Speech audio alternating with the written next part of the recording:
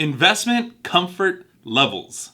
Now, according to keywords everywhere, this video shouldn't be made because it's not worth making because no one is watching it.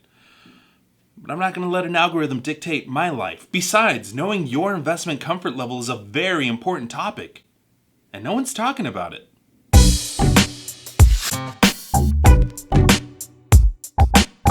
Welcome back, everybody. Such a pleasure to be back. My name is AlexBeltran, and I talk about real estate tricks, tips, and topics. So, if you want the latest on everything real estate related, go on ahead and smash that subscribe button, hit that little bell so you never miss out. Now, I know that it's been a little while since the last time that I uploaded a video, and there's a good reason for that. You see, what had happened was, there's actually two reasons why I haven't uploaded recently. Bad excuse for not uploading number one. I drove from Omaha, Nebraska, all the way to my hometown in Los Angeles, California. Mostly because I really wanted a double protein style with cheesy fries from In-N-Out. Yeah, In-N-Out, it's that good. It's the best. The best. And I also had to get some molcajete from El Pescador in Fillmore. Not to mention, if I don't eat El Pollo Loco chicken when I go to California, it's like I never even went. And last but not least, I really wanted to see my father for Father's Day. Bad excuse number two, I actually recorded this video before I left, thinking that I was gonna edit it in Los Angeles because Los Angeles is the movie capital of the world. Well, surprise, surprise, because once I got to Los Angeles and pulled up all the video information, turns out dummy me forgot to turn on the microphone, so I have a lot of footage of me talking with no sound. Amateur.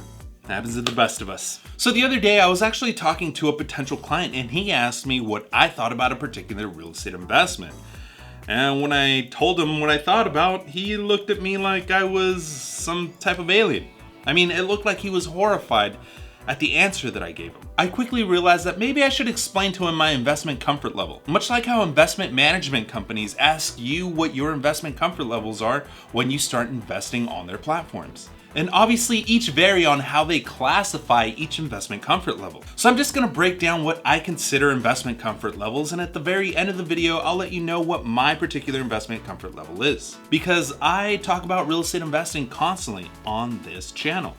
And understanding where I stand in my real estate investment comfort level will go a long way in understanding my views on real estate as a whole. And let's be real, if you disagree with something that I say, chances are we can probably boil it down to our differences in investment comfort levels. Low risk, which is exactly what it sounds like. A low risk investor prioritizes investment safety. Now, safety is a little bit subjective, but generally speaking, it's someone that purchases a property, holds onto it for the long term, and isn't so concerned about the day-to-day fluctuations in the price of the property. Because for the most part, with low-risk real estate investors, good market, bad market, it really isn't the motivating factor for their real estate investment decisions. Think of someone that enjoys the passive income that their properties provide, but ultimately these investment properties are going to be passed down to their kids when the time is right. Next up is the medium low risk investor, which is pretty much the same as the low risk investor, except they take the state of the market a little more into consideration. This type of investor takes advantage of the state of the market to grow, but will still make sure that the growth is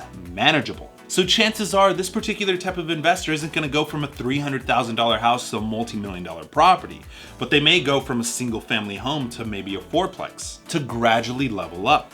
And now for the medium risk investor. This is still being cautious and you prioritize a solid investment foundation, but you are now actively trying to grow. You're willing to take a gamble at times because you're reassured by the solid foundation that your real estate investments already have. You're not going to lose everything and tap out. So a medium risk investor may be willing to go from that $300,000 house to that multi-million-dollar property after very calculated considerations. And now we're getting to the riskier side of the scale, the medium high risk investor. You understand that a solid foundation is key. However, you prioritize growth. You're willing to carve a little bit into your foundation in hopes that your investment pays off and you can replenish your foundation as your portfolio grows. Maybe you're that investor with the rock solid investment properties that you plan on inheriting to your kids. But there are some properties that cost just a little more. They may be a gamble, but if you pull it off, the properties that you're going to be inheriting to your kids will be that much greater. And now we're getting to the high risk investors, where you live by the philosophy, the greater the risk, the greater the reward. Who needs a solid foundation when you can make a ton of money later on when your investments work out? You're willing to gamble your entire bank account and your life savings on raw land in the middle of the desert to build a hotel. And you're gonna pray to the real estate gods that people are gonna come to that hotel. Viva Las Vegas! And that's pretty much it in a nutshell. Now, obviously, where you stand in your investment comfort level has to do with circumstance and where you are in life. I've had clients that swore up and down that they're always gonna be low risk investors. Then a couple years later, they catch the real estate investment bug, and next thing you know, they're medium high risk investors. And that's okay. We're all in different places in our lives and we have to evolve. Now, my situation is that I'm gonna be turning 30 this month. How old do you have to be to collect Social Security? Because that's how old I wanna be. I'm also a single guy with no family, so I'm willing to take a little more of a gamble on certain things. And if something goes wrong, the only person that I'm really ruining is myself. But I consider myself a medium risk real estate investor. And I also tend to work with medium low risk through medium high risk investors. Low risk investors, I love you, but you don't really buy too many properties or sell too many properties, so I'd go broke real quick. And high risk investors, I've noticed that they really want to blame someone when their investments go wrong.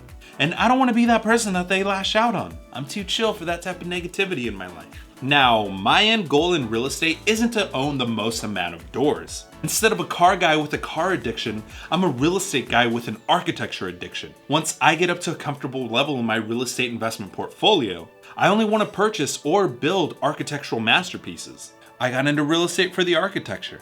So from now on, when I'm talking about real estate investing, I'm talking about medium risk real estate investing. Consider where you stand in your real estate investment comfort levels and take the information that pertains to you. And now, question of the day, what's your investment comfort levels? I want to gauge out my audience. Go ahead and comment in the comments section down below. I'd love to know. Now, no matter where you're at in your real estate journey, it's always good to listen to other people's points of view. You may not agree with all of it, but there's always little nuggets of valuable information that may spark a new idea or open up a new path to achieving your ultimate goal. If you found this video informative or entertaining, go ahead and smash that like button. It really helps out this channel. If you haven't subscribed yet, go ahead and do so. If you want to keep up to date with everything that I'm doing in real estate, go ahead and give me a follow on Instagram. I've been posting up a lot more stories recently, so I think you'd enjoy it. If you want to watch some more of my real estate related content, I'm gonna go ahead and link it here and here. Other than that, catch you guys next week. Peace.